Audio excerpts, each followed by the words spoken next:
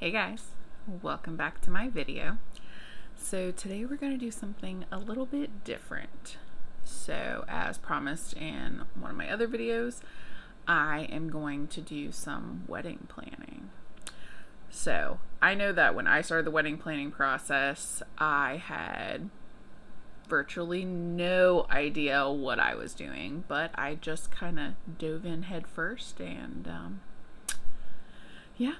found out some lessons along the way. So if you are recently engaged or about to be engaged, because we all know, then I'm hoping that these tips and tricks will help. I think that I'll do some more like DIY stuff. If you guys are into that and you want to see that, let me know down below. So first off, obviously you need to know a time frame, at least an ideal time frame of when you want to get married. So this is not just about you ladies, also about your fellas or your partner, whoever. So just figure out what kind of your vision is. Do you want a destination wedding? Do you want to get married at the beach? How many people do you want to invite? Small wedding, big wedding? The one thing that I felt like I knew, but I wasn't really 100% sure of was any kind of vineyards. So just remember that most vineyards are going... Yes. All right. Always trying to be involved. Most vineyards are going to charge you for their wine. So the vineyards that we went to charge about 1/3 of a bottle per adult guest. So just know that going in, it's going to significantly increase your budget. So just keep that in mind. Although they're very beautiful. And also depending on what time of year you want to have your wedding, really depends on how much you're going to spend at a venue. A lot of people have spring weddings and fall weddings. So if you're one of those people, you're going to pay more money for that time of year. Also, most people have Saturday weddings. You're going to pay more for that too. If you want to have your wedding during the week, it's usually significantly cheaper. But then you run into the problem, are people going to be able to get off on time and attend and all that jazz? So those are all things to keep in mind. So the next big thing that you want to do is set your budget. My fiance and I are both first responders. We don't have an exorbitant budget by any means, but we wanted something that was going to be nice, that we can invite a lot of our friends and family to, but something that wasn't too big. We just wanted to focus on the things that really mattered to us. One thing you can do to get started, my mother-in-law actually gave this to me. This is a wedding planning book. So one of the biggest things that I had trouble with was figuring out time frames, when you're supposed to do stuff, how long do you need to give people to do X, Y, and Z, whatever. So this book had a lot of planning tips and kind of chronology in there of when you're supposed to do stuff. One thing that has been a lifesaver for me is the Knot, which is an app. There's plenty of other, I think Zola is one. There's plenty of other apps. I just happened to find the Knot, and that's what I liked. It's great. It also has timeline stuff in there when you're supposed to do stuff. They have checklists. And the thing that I liked a lot was they had tons of vendors, whether that's your venue, your caterer, your DJ, whatever. It's obviously not an all-inclusive list. I did definitely Google a lot as well to supplement. But it's going to give you a really good starting point for what you're looking for. So even if you are not quite engaged yet, but know that you're going to be engaged, and I would start emailing people. So I actually got a norovirus and was at home for about a week trying to get over that. And that's pretty much all I did, was kind of faux plan my wedding before we were engaged. So I had already emailed a bunch of venues just asking what their normal price is, because a lot of people won't post it online. Same with cakes, stuff like that. But if you email them, they'll send you a brochure. So it tells you, you need this big of a cake to feed this many people. This is how much it is per person. So you can kind of get an idea. So I used Excel a lot to just kind of add it up and see what we were actually dealing with and how much things were realistically going to cost. So I quickly found out that there were super duper expensive vendors just because you put the name wedding in front of it. A wedding cake is significantly more expensive than just a regular birthday cake. Not really sure why. So once you get your budget down and once you do a little bit of pre-research, it'll kind of help you move through the rest of the process much easier. Like I said, I started planning our wedding before we were engaged just to get an idea of stuff. And then once we were actually engaged, I pretty much had our whole wedding planned in about 2 months. So it can be done. Once he actually proposed, we were about 13 and a half months prior to our wedding. So our wedding has not happened. It's in October. So I'm still kind of getting stuff together and just fine tuning everything. So I'm making a lot of stuff, as you will see in the rest of this video. So if you guys would like to see me make some stuff or just see things that I have made and how I did it and all that, then I would be obviously more than happy to show you guys that if you're interested.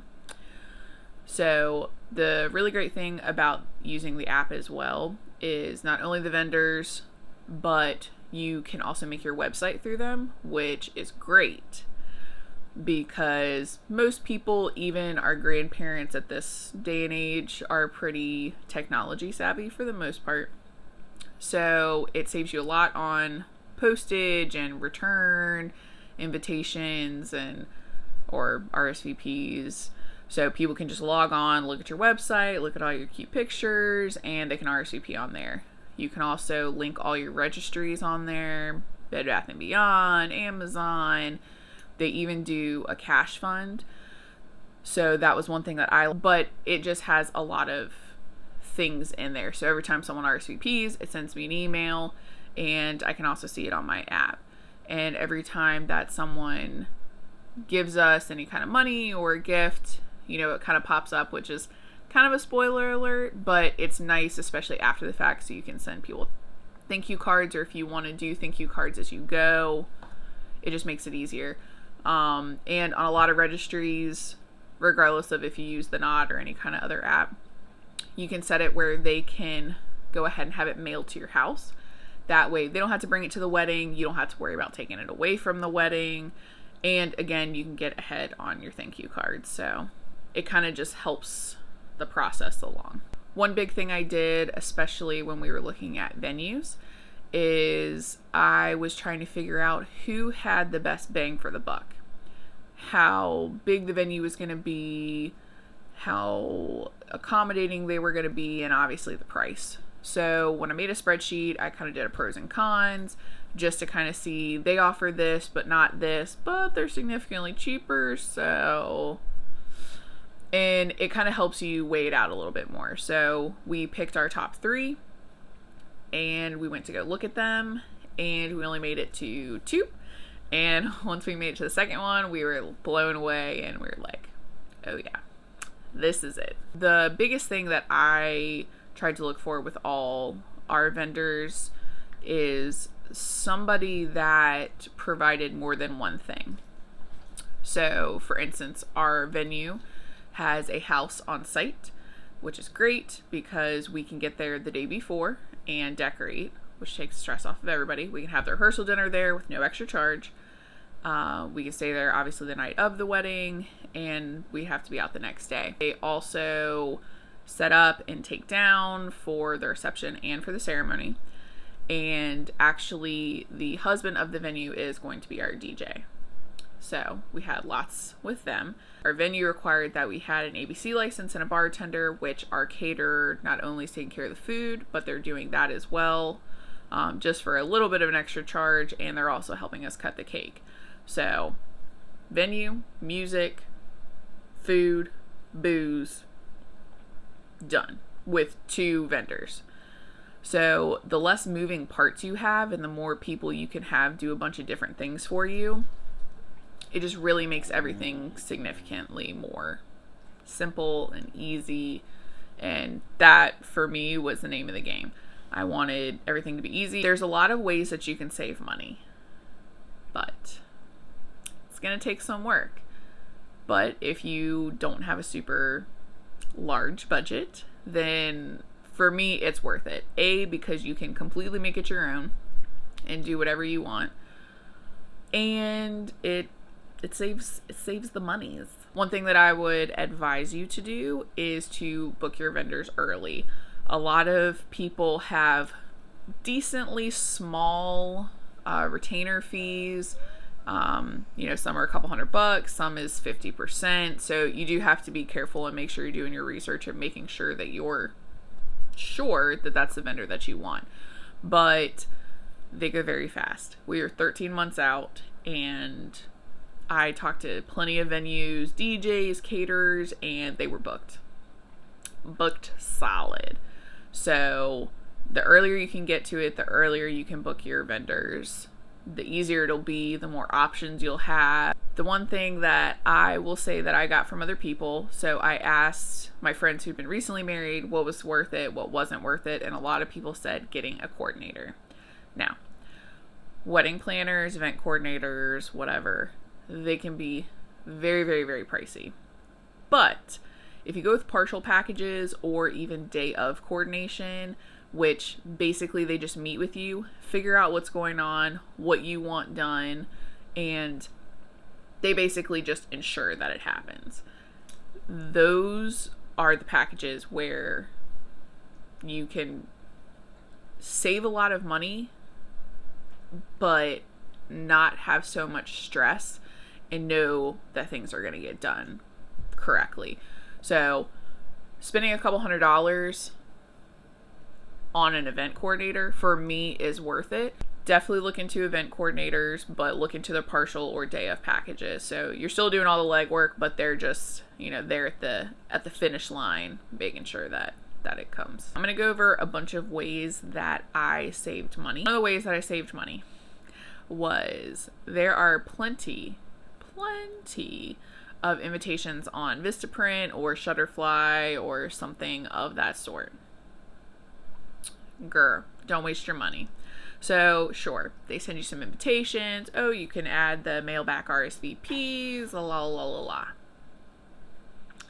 Now, just for basic invitations with the, just regular envelopes that you would buy at Walmart, they're going to be like $100 to $200 for about 100 people. So, not terrible. Or you can go on Etsy and get a template, which is usually a couple bucks. It's a digital download. You personalize it and make it your own. And then, here's a kicker. To have it printed, you go to UPS, and I believe FedEx also does this. You take your template and you go to their printing on their website, and you print some postcards. And it's about $40 for about 100. So what? We're at like $43 right now. And then you can get something like this. And yes, I taped out our information. So it's nice, it's still shiny, it's good quality. You can even put stuff on the back. You can customize it and make it your own. Then what I did is I went and just got some craft paper envelopes off Etsy for already half the price that I would have, basically having somebody else do the work for me.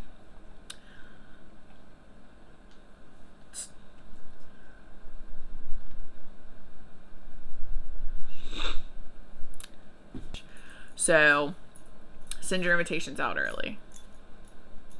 Lay down. Lay down.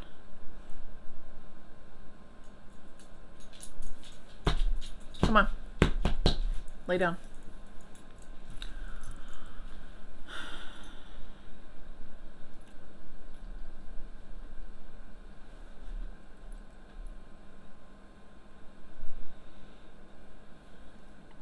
Can you just go?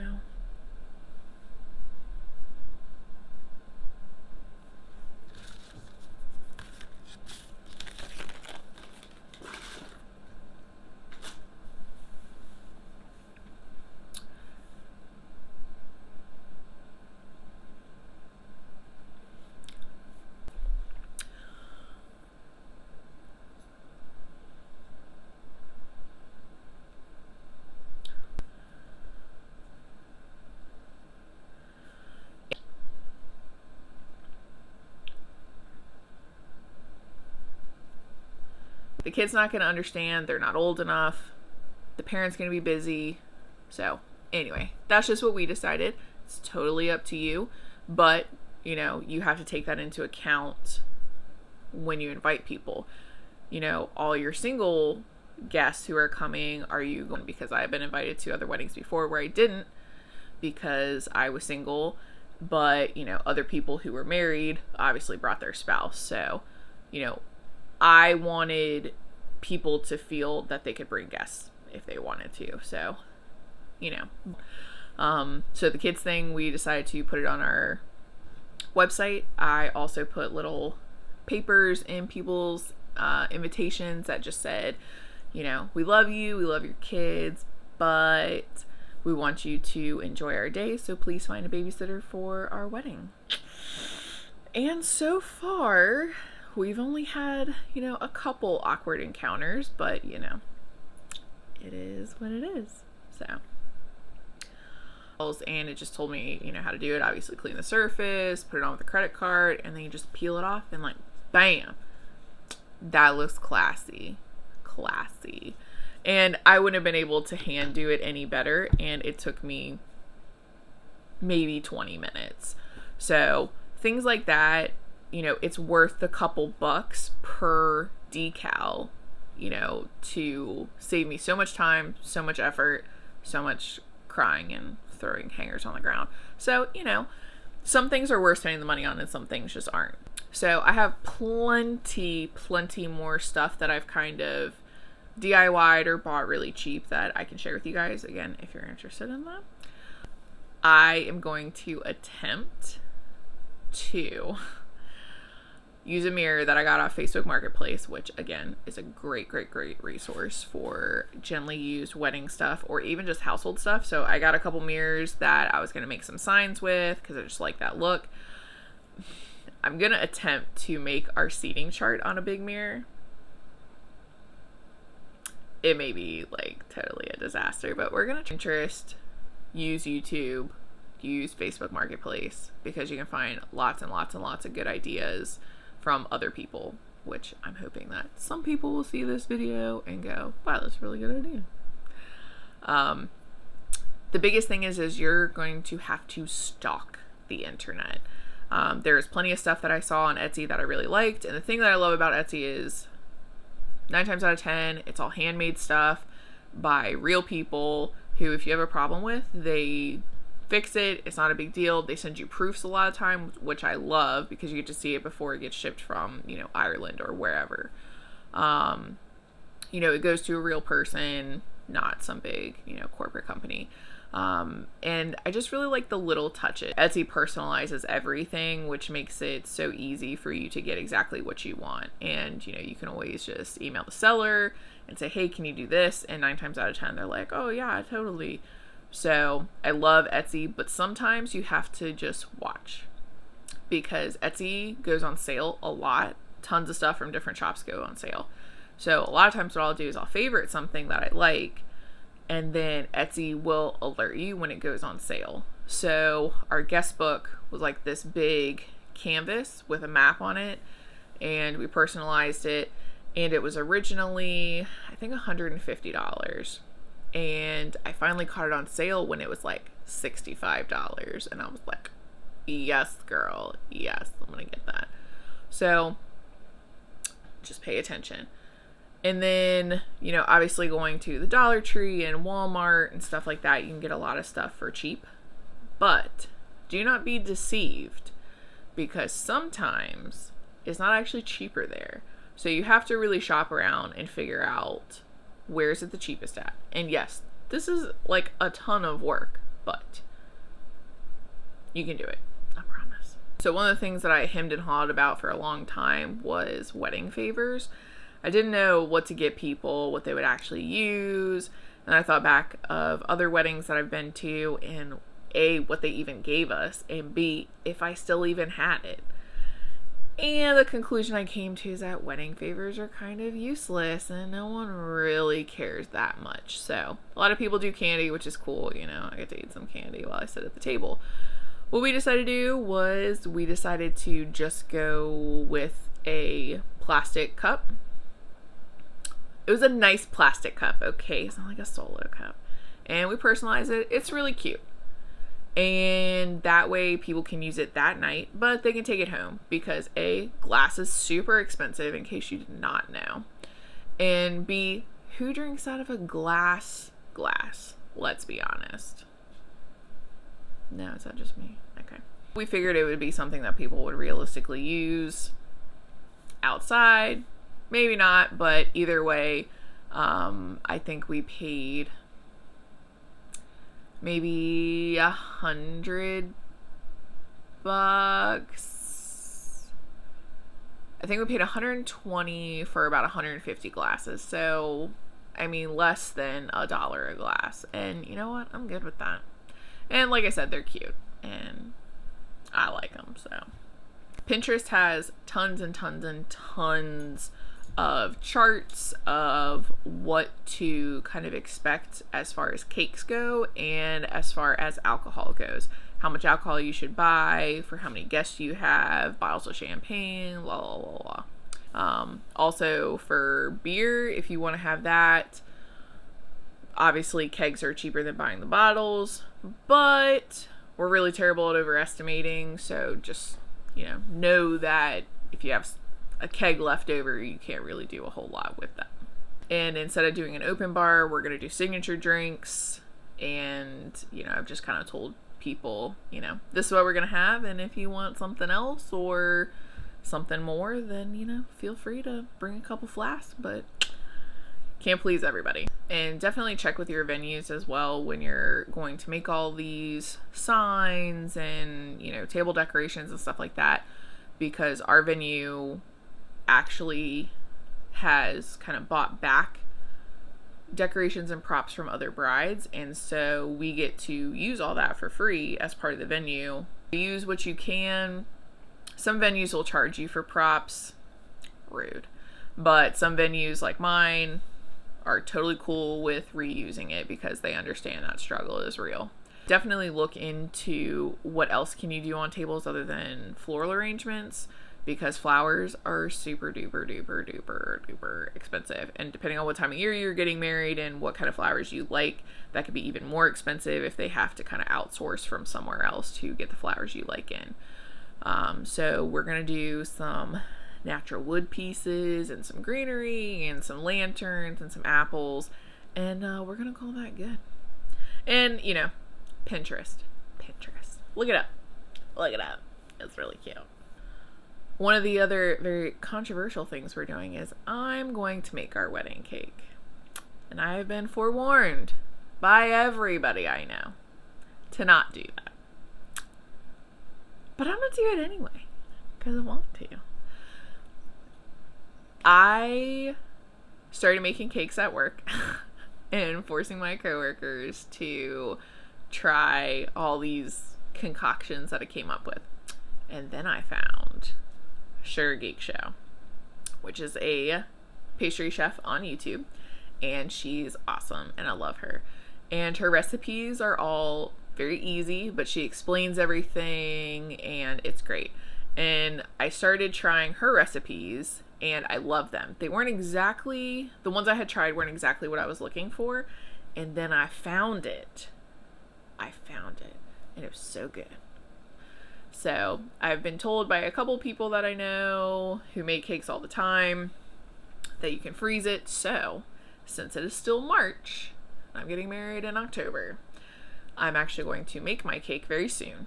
And I'm going to go ahead and freeze it for a couple weeks. And then I'm going to thaw it out, ice it just like I would for our wedding, and just make sure that she is still good. So I'll link the Sugar Geek Show channel down below. But she's awesome. She makes all kinds of stuff, and she's got way more talent than I'll ever have, but I can try. And the last thing that I would say is wait to buy your dress when it's on sale. Even if you're like, girl, I'm going to lose weight, I'm going to go on a diet, all this stuff. So apparently we're having a melding of the minds back there. What David's Bridal will do is I went when they were having a sale. Ended up falling in love with the dress. That was more money than I wanted to spend, because that's always how it goes. I did try on a bunch of cheaper dresses first, just to go on record to say that. And I found a dress that I really loved, and I bought it. So they told me that, and I just assume this is kind of most places, that they could take it down 2 dress sizes, but that at any point in time, as long as it hasn't been altered, that I can always exchange it for a different size. So let's just say I get my fitness on and eat celery a lot, and I lose a lot of weight. I can always exchange the dress. But I feel like this video has been sufficiently lengthy. But if you guys would want to listen to me ramble on about passports and honeymoon and rings and marriage certificates and all that kind of stuff, then just let me know. And again, I haven't made all of the things I'm going to DIY, so I think that would be pretty cool to show you guys if you're interested. And just let me know if this is something that you like, you want me to keep doing, go more into. I would like to do a video after our wedding and just kind of do a recap of what was worth it, what wasn't worth it. But thank you guys so much for watching. I hope you enjoyed this video, even though it's not my norm. And let me know if you keep wanting me to do some more. So don't forget to like this video and subscribe to my channel and hit the notification bell down below so you get notified every time that I upload. And continue to leave all your very positive comments below. And just remember, if you have negative comments, keep them to yourself. All right, I'll see you guys next time. Bye.